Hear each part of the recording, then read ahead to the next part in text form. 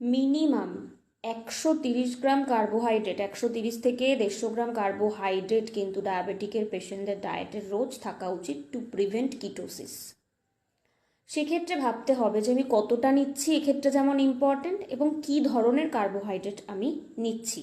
হ্যাঁ, হতে পারে আমরা ইন্ডিয়ান, আমাদের স্টেপল ফুড রাইস, চাপাটি, যেটাতে প্রচুর মাত্রায় কার্বোহাইড্রেট থাকে, সেটাকে যদি আমরা মানে খুব কোয়ান্টিটির কাছে যদি আমরা মেনটেন করি, কোয়ান্টিটি, পরিমাণ, তাহলে কিন্তু আমরা সেটাকেও ডায়াবেটিসকে কন্ট্রোল করতে পারি। ডায়াবেটিসে সবার প্রথমে দেখতে হবে যে কার্বোহাইড্রেট আমার ডায়েটে কতটা আছে, বিশেষজ্ঞের পরামর্শ সেক্ষেত্রে নিতে হবে, এবং কার্বোহাইড্রেট কোন ধরনের কার্বোহাইড্রেট আমি ডায়েটে রাখবো, সিম্পল কার্বোহাইড্রেট না কমপ্লেক্স কার্বোহাইড্রেট। অবশ্যই ডায়েটে রাখতে হবে কমপ্লেক্স কার্বোহাইড্রেট। কেন?